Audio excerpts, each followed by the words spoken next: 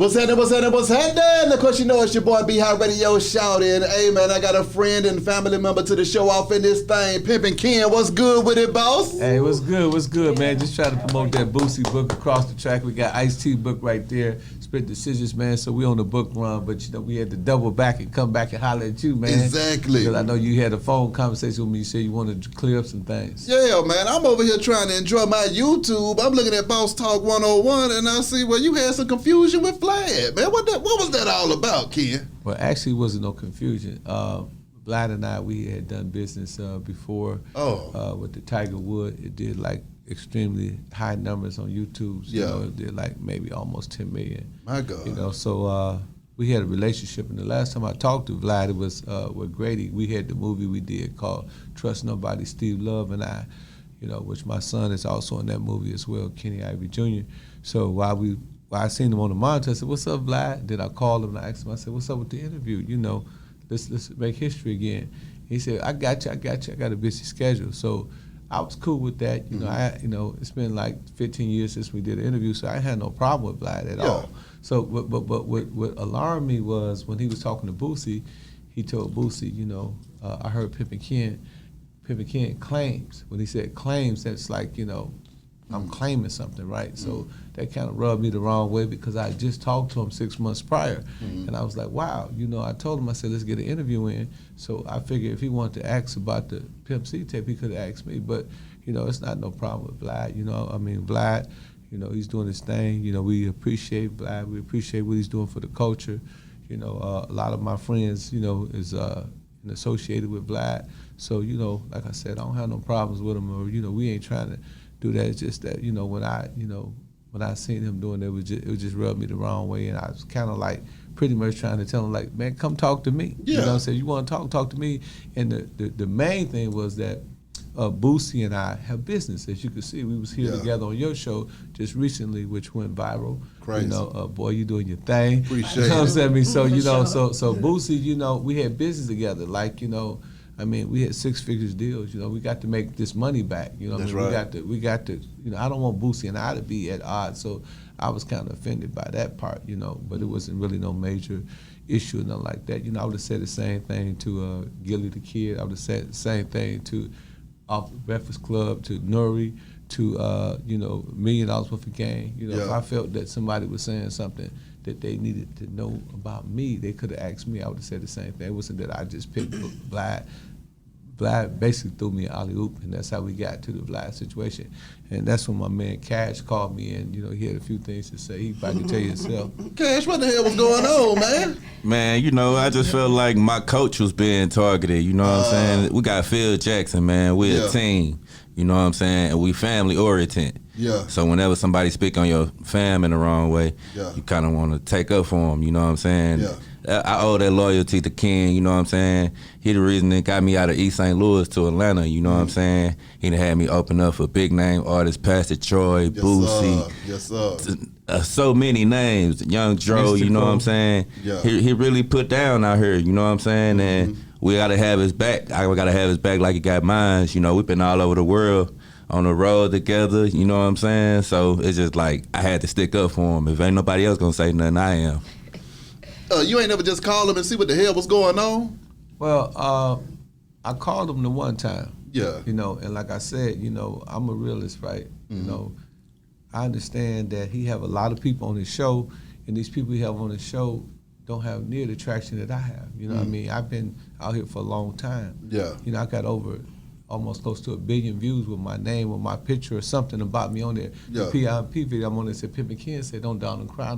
That's 600 million. My God. So, you know, I mean, I'm very relevant. You know what I mean? I deal with, you know, and then, you know, the main thing that I want to talk to Vlad and Gilly the Kid and, you know, all the other podcasts, you know, Charlamagne, all of them about, and Nori was, you know, the hip hop fraternity. Yeah. You know what I'm saying? Because that's culture. You know, here we creating a beautiful thing in our culture. You know, we starting and we bringing African Americans together. You know, Cash is a vice lord. Boogeyman is a gangster. You know what I'm saying? These, Chaney was a blood, and Claybo is a Crip, and I got them all under one umbrella. So I thought that they would be appraised. I mean, they would be happy to see this type of movement. So that's all I was saying. It was like nothing that I got an issue with Vlad, but I didn't call him because he asked Boosie that question. I thought, me being from the streets, I did a lot of time in penitentiary, we take shit personal, you know what I'm saying? Yeah. So I look at this shit like on some gangster shit, like, nigga, why you mention my name? You know what I'm saying? Don't mention my name. That's just like if I tell somebody, hey man, is Beehive official? Is he really a podcaster? You know what I'm saying? Yeah. You know what I'm saying? I don't want to, do that. And then if I did, I ask you. So, you know what I'm saying? That was what it was. It was just me, reacting the way I react to street shit. You know what I'm saying? And then, you see about 25 to, I got 100 videos of my members saying, Vlad, get it right. Niggas from Chicago, my man from Chicago, my brother, Bonds out of New York, you know what I'm saying? Him out of St. Louis. So they came from all over telling him, hey, get it right. You know what I'm saying? Ken, he our man. Ken, he looks out for us.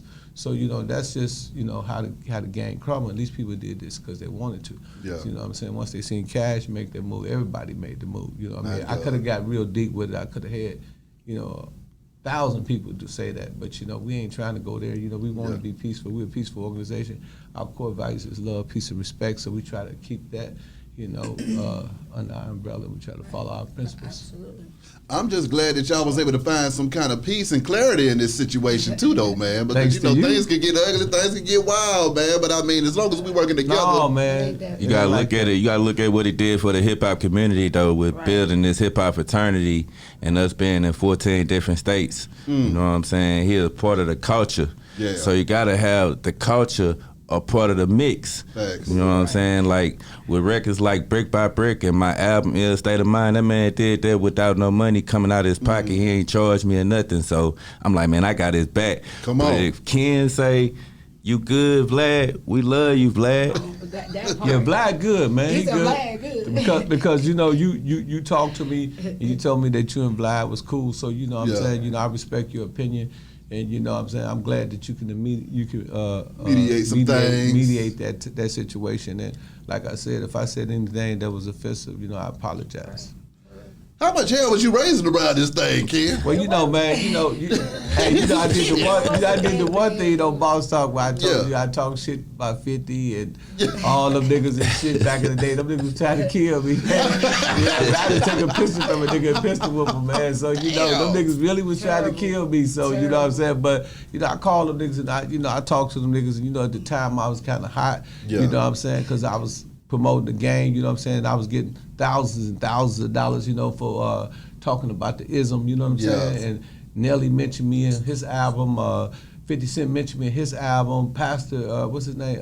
Project Pat. Yeah. Everybody was mentioning my name, you know what I'm saying? So I was winning with the game, and then they started doing this thing, it ain't tricking if you got it, and I kind of got offended. And I went out there and now, seriously, man, nigga up the pistol on me, and I had to take the pistol from the nigga in Houston, Texas. You know what I'm saying? Nigga tried to literally kill me. So I learned my lesson not to go wild, but you know what I'm saying? I haven't done it in a long time, but when Vlad said it, I seen that old me. Because, I'm from the east side of Milwaukee. So we with all the shit. You know what I'm saying? All them niggas will tell you, we with that shit. So, you know what I mean?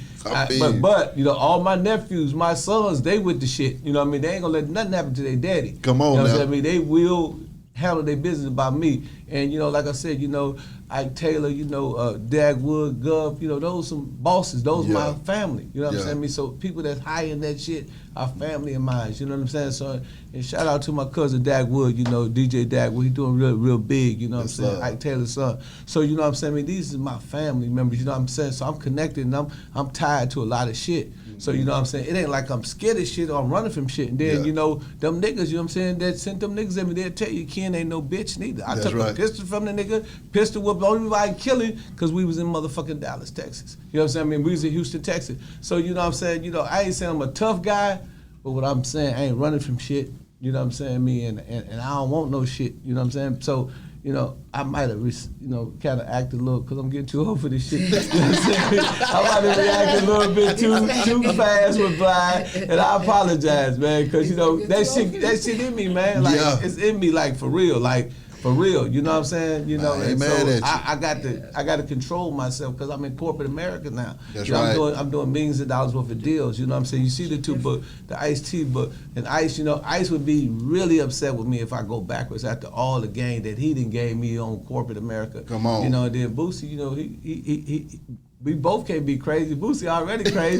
You know what I'm saying? Me and Boosie crazy together. They ain't gonna sell no books. Yeah. You know what I'm saying? You know, so. But how do you feel seeing these books flying off the shelf though, too? Yeah, Ken? Boosie #1. I mean, Ice-T was #1, and Boosie #2 in the country. You know what I'm saying? I mean, I think that it's thanks to people like yourself, and I think that anybody that want to, you know, promote their product, they need to come, if they really big or whatever, you know, they need to start coming to your show because it was because of your show that everybody went and purchased the book. It's crazy right there, Oh, man. I it's appreciate the dope. love, I kids. appreciate it. I appreciate Big it. H&J Yes, sir. love.